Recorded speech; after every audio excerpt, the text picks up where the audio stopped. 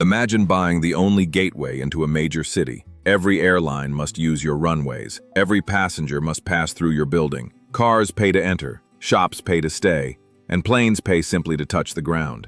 It sounds less like a normal business and more like a private toll booth for the sky. But there is a catch. Some airports produce margins that would make a technology company jealous. Others consume $1 billion, open their doors, and discover that almost nobody wants to fly there. That is the real economics of owning an airport. The runway may be the most visible asset, but it is not necessarily where the best money is made.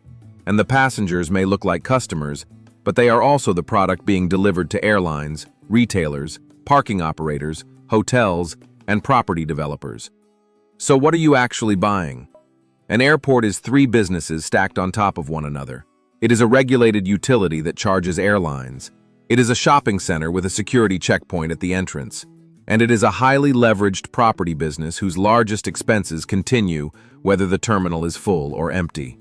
To understand why that combination can create a fortune or destroy one, start with the question most buyers face first. Can a private investor even own an airport? In much of the world, the answer is yes, but ownership rarely means receiving the land forever with no conditions. Governments commonly use long concessions. A private operator pays for the right to control, improve, and profit from the airport for several decades. At the end of the agreement, the asset returns to the government. This structure allows a government to raise money immediately while transferring construction and operating risk to an investor. The investor receives something equally valuable: decades of access to a piece of infrastructure that is extremely difficult to duplicate. Sydney is one of the clearest examples. The Australian government granted a 99-year airport lease in 2002. 2 decades later, a group of infrastructure and retirement funds completed a takeover that valued the equity at about 23.6 billion Australian dollars. Once debt was included, the enterprise value was approximately 32 billion Australian dollars.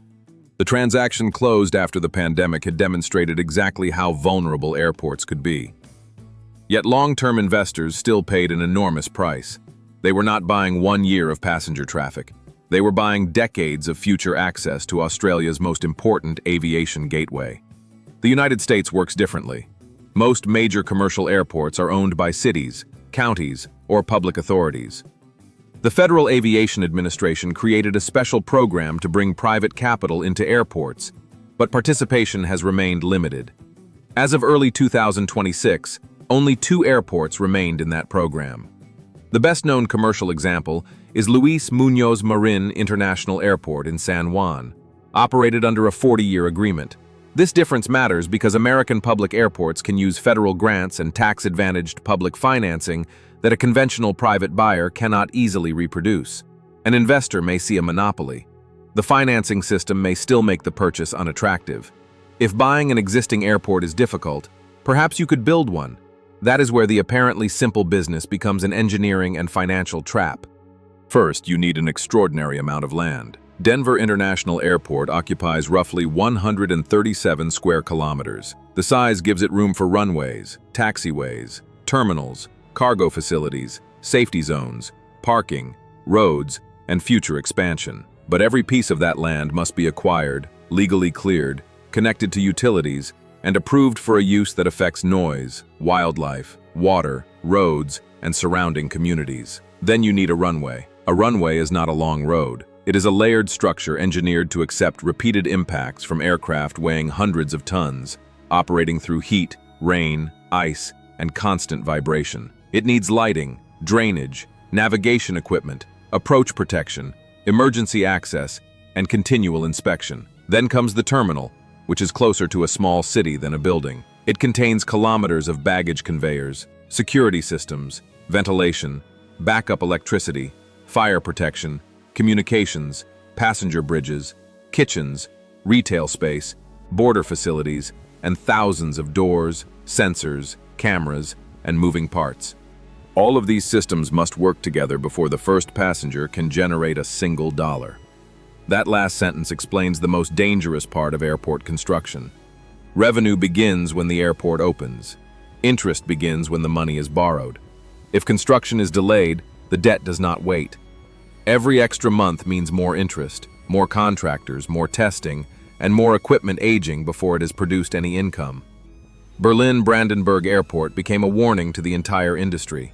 It was originally expected to open in October of 2011. It finally opened on October 31st, 2020. According to the German government, the first construction phase cost about 5.9 billion euros. Earlier estimates had been far lower. The most famous problem was the fire protection system, but the deeper failure was coordination.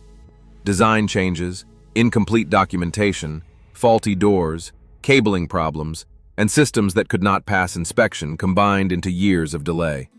None of those failures looked large enough to destroy an airport on its own. Together, they kept a multi-billion euro asset from earning revenue for almost a decade. And when the airport finally opened, it entered service during the worst aviation crisis in modern history. Suppose your airport does open on time. The next question is how it earns money. The first layer is aeronautical revenue. Airlines pay landing charges, passenger-related charges, aircraft parking fees, and fees for using facilities. These payments look attractive because every flight needs the same essential infrastructure. But a large airport is often a local monopoly, and monopolies are regulated. At Heathrow, the British Civil Aviation Authority sets a limit on the average amount the airport can collect from airlines per passenger. For 2026, the estimated cap is approximately £23.71. This creates a permanent argument. The airport says it needs higher charges to finance terminals, baggage systems, security, and future capacity. Airlines say higher charges make tickets more expensive and protect an inefficient monopoly. The regulator decides how much revenue the airport may recover. So the runway business is powerful, but it is not completely free. The owner cannot simply double landing charges because demand is strong.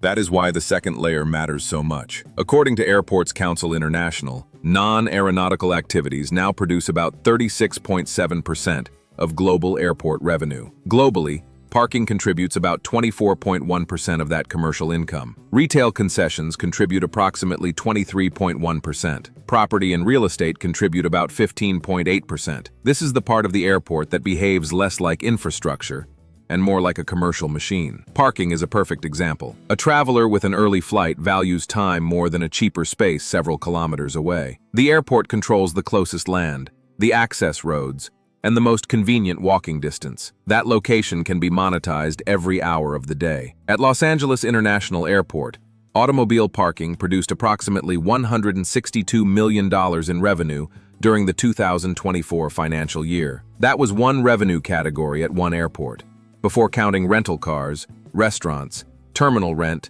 duty-free stores, advertising, or ground transportation companies. Inside the terminal, retailers usually do not pay ordinary neighborhood rent.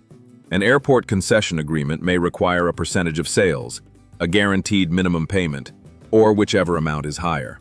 The airport participates when the store performs well and still protects part of its income when sales disappoint. Passenger behavior makes the location unusually valuable. Travelers arrive early because missing a flight is expensive. After security, they cannot simply leave and visit a competing shopping center. They wait inside a controlled environment with food, retail, lounges, advertising, and limited alternatives. An airport, therefore, earns money from time. A delay is frustrating for the passenger, but additional time in the terminal can create more opportunities to buy food, enter a lounge, or visit a store. The third layer is property. Cargo warehouses, hotels, offices, maintenance facilities, logistics parks, and land leases can generate revenue that is less dependent on one passenger buying coffee. At a successful hub, businesses pay a premium to be close to fast international transportation. This diversification is why the best airport owners do not think only about flights. They think about every square meter surrounding the flight. Now look at the expense side. An airport cannot operate like a restaurant that closes early on a quiet night.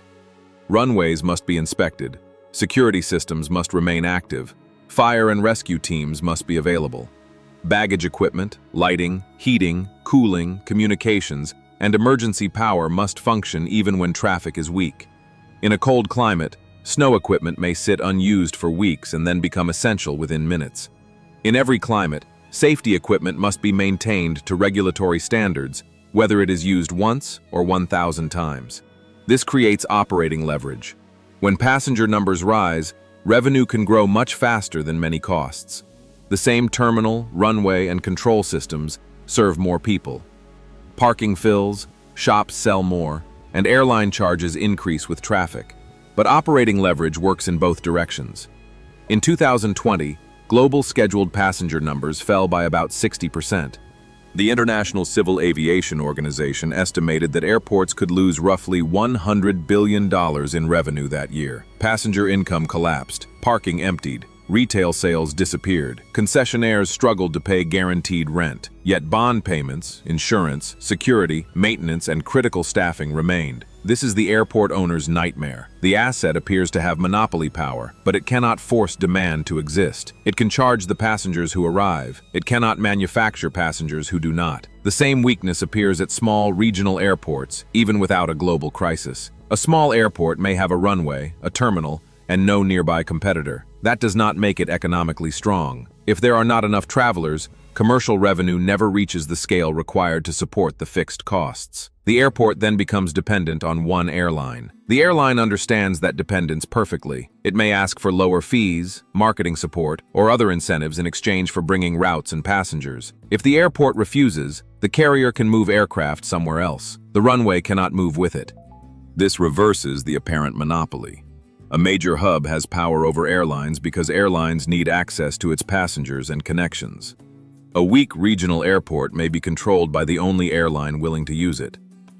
The most expensive failure happens when investors confuse a large building with a real market. Ciudad Real Central Airport in Spain cost roughly 1.1 billion euros. It was built as an alternative to Madrid, with a runway long enough for major aircraft and ambitious plans for millions of passengers. But it was around 200 kilometers from the market it was supposed to serve. The airport operated for less than 2 years before the company collapsed. It later closed, and after a long insolvency process, it was sold for 56.2 million euros. The concrete, runway, and terminal still existed. What had disappeared was the assumption that airlines and passengers needed them. Sri Lanka's Mattala Rajapaksa International Airport delivered a similar lesson. The airport cost about $209 million and was designed to handle 1 million passengers a year. It opened in 2013, but traffic remained extremely low and financial losses continued. In 2024, the Sri Lankan government approved plans to hand management to foreign companies in an attempt to reduce the burden. Both projects reveal the same rule. An airport does not create a destination. It serves a destination that already has demand. Airlines study where passengers want to travel, how much they will pay, and whether an aircraft can be profitably used on that route. Political prestige, impressive architecture, and a long runway cannot replace that calculation. So what does success look like? Consider Spain's largest airport operator. Across its operations in Spain, Britain, and Brazil, the group handled approximately 369.5 million passengers in 2024. That year, it reported consolidated revenue of about 5.8 billion euros. Earnings before interest, taxes, depreciation, and amortization reached approximately 3.5 billion euros, representing a margin of just over 60%. Net profit was approximately 1.9 billion euros. The numbers are extraordinary, but the mechanism is not mysterious. The group spreads large fixed systems across hundreds of millions of passengers. Its aeronautical revenue grows with traffic. Its commercial revenue grows when parking, retail, food, property, and other services capture more value from each traveler. Scale turns the fixed cost problem into an advantage. Once the infrastructure is operating efficiently, one more passenger may add several types of revenue without adding the same amount of cost. That is why two airports can own similar runways and have completely different economics. The weak airport owns concrete and hopes someone will arrive. The strong airport owns access to a market that airlines cannot ignore. If you buy an airport, you are not simply buying the right to collect landing fees. You are buying demand, regulation, debt, land, and time. You need enough traffic to cover costs that never sleep. You need commercial businesses that earn money after passengers leave security. You need airlines, but not so much dependence on one carrier that it can dictate every term. And you need financing patient enough to survive construction delays, recessions, and years when travel suddenly stops. In the right city, at the right scale, an airport can be one of the most durable infrastructure assets in the world.